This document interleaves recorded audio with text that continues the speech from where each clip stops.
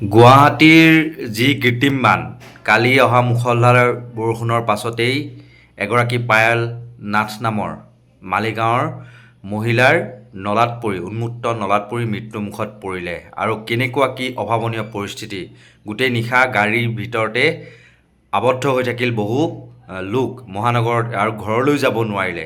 এনেকুৱা দুৰ্বিষহ অৱস্থাৰ পাছতো কিন্তু এই যি পৰিৱৰ্তনকামী বিজেপি চৰকাৰখন, তেওঁলোকে কিন্তু কোনো ধৰণৰ এতিয়ালৈকে ব্যৱস্থা গ্ৰহণ কৰা নাই উপযুক্ত।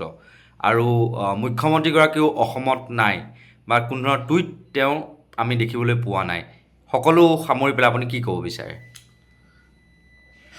কালি গুৱাহাটীত যিটো অৱস্থা হ'ল, বৰষুণ পৰিবলৈ আৰম্ভ হৈছিলে সন্ধিয়াৰ পৰা, আৰু সন্ধিয়াৰ পৰা বৰষুণ দি আছিল, প্ৰায় নেৰে নেপেৰা বৰষুণ। আৰু তেতিয়াই আমি গম পাইছিলোঁ যে কালি গুৱাহাটীৰ কি হয় ঠিকনা নাই। আৰু পিছত গম পালোঁ যে এটা গোটেই মহানগৰখনতে এটা অচল অৱস্থাৰ সৃষ্টি হৈছে আৰু এগৰাকী মহিলাৰ মৃত্যু হৈছে গাঁতত পৰি।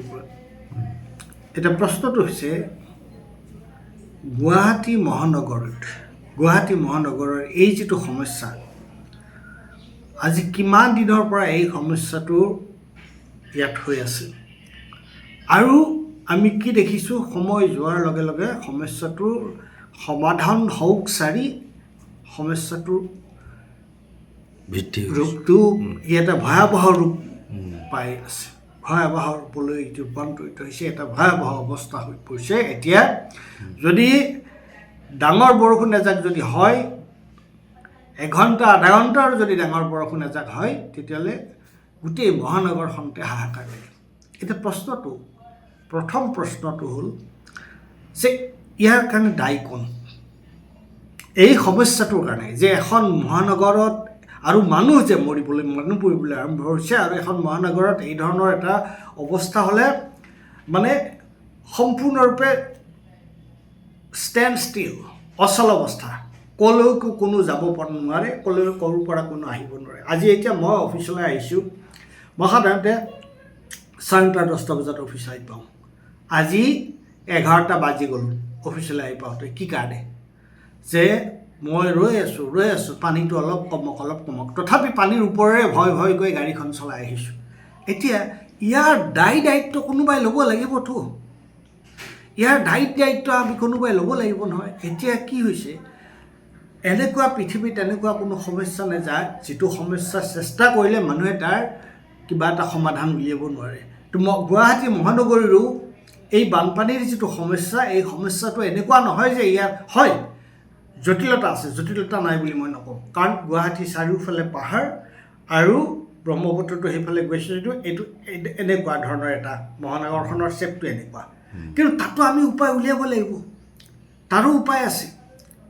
আৰু গুৱাহাটীৰ যিটো পৰিকল্পনা কৰোঁতে তেওঁলোকে এই যে ফ্লাইঅভাৰবোৰ কৰিছে, বিভিন্ন ঠাইত বিভিন্ন ধৰণৰ তেওঁলোকে নিৰ্মাণ কাৰ্য কৰিছে, বা তেওঁলোকে এটা বিজ্ঞানসন্মতভাৱে পৰিকল্পনা কৰি এই কামটো কৰিছেনে? আৰু তেওঁলোকে এতিয়া এই যে কালি যে এই ধৰণৰ ঘটনাটো হৈছে, তুমি যে ক'লা যে মুখ্যমন্ত্ৰী বা গুৱাহাটীৰ মেয়ৰ বা অন্যান্যবিলাক তেওঁলোকে কি কৈছে ৰাইজ সম্পৰ্কত, যে স্কুল কলেজ বন্ধ কৰি দিয়াটোৱে সমস্যা সমাধান নুবুজায়। ক'ত বানপানী বেছিকৈ হৈছে, ক'ত কি অৱস্থা হৈছে, ক'ত তেওঁলোকে কি ধৰণৰ ব্যৱস্থা লৈছে নাগৰিকৰ কাৰণে, এইবোৰ কথা আছেনে নাই? তোমালোকে কেৱল মানুহক পইচা দি তোমালোকে যিটো এই ধৰণৰ ভোট কিনাৰ যিটো ৰাজনীতি, আৰু সেই ৰাজনীতিৰ পৰিণতি হ'ব এনেকুৱা ধৰণৰ। কাৰণ ৰাইজৰ যিবিলাক মৌলিক সমস্যা, সেই মৌলিক সমস্যাবিলাকৰ ক্ষেত্ৰত কিন্তু এই ধৰণৰ অৱস্থাটো হ'ব কেৱল। আৰু গুৱাহাটী মহানগৰখন গুৱাহাটীত থকা ৰাইজৰ, গতিকে ইয়াত কিবা এটা কাম কৰাৰ আগতে ৰাইজৰ লগত আলোচনা কৰাটো প্ৰয়োজন। ৰাইজ মানে কি? নিৰপেক্ষ, অৰ্থাৎ কোনো দলৰ লগত সম্পৰ্ক নথকা যিবোৰ এক্সপাৰ্ট আছে, যিবোৰ বিশেষজ্ঞ লোক আছে, তেওঁলোকৰ লগত আলোচনা কৰা, তেওঁলোকৰ লগত আলোচনা কৰি সমস্যাৰ সমাধানৰ কথা চিন্তা কৰা। কিন্তু যিখন চৰকাৰে তেওঁলোকৰ মতালি মতে তেওঁলোকে কাম কৰিব বিচাৰে, যিখন চৰকাৰে ৰাইজৰ কথা নুশুনে, যিখন চৰকাৰে পেচাদাৰী বিশেষজ্ঞৰ কথা নুশুনে, তেতিয়াহ'লে এই ধৰণৰ অৱস্থাই হ'ব। আৰু ভৱিষ্যতে আমি আৰু ভয়াৱহ অৱস্থাৰ ফালে গৈ আছোঁ। অসমত গুৱাহাটীত হৈছে আৰু বিভিন্ন ঠাইত এই ধৰণৰ ভয়াৱহ অৱস্থা হৈ আছে। গতিকে গুৱাহাটীৰ কালি নিশাৰ বৰষুণৰ ফলত উদ্ভৱ হোৱা যিটো পৰিস্থিতি, এই পৰিস্থিতিটো এটা উদাহৰণহে, কৰ্তৃপক্ষৰ উদাসীনতাৰ এটা উদাহৰণ, তেওঁলোকৰ নিৰ্লিপ্ততাৰ এটা উদাহৰণ। গতিকে এই ক্ষেত্ৰত কিন্তু আমাৰ নাগৰিকসকলৰো এটা দায়িত্ব আছে। আমি এইবোৰ নীৰৱে সহ্য কৰি যোৱাটো অনুচিত কথা। আমি মাত মাতিব লাগিব, ইয়াৰ বিৰোধিতা কৰিব লাগিব। আৰু এই মহানগৰখনত যে আমি বাসিন্দা, আমাৰ যে এটা হক আছে, সেই কথাটো আমি প্ৰতিপন্ন কৰিব পাৰিব লাগিব আৰু আমাৰ অধিকাৰটো আমি সাব্যস্ত কৰিব চেষ্টা কৰিব লাগিব।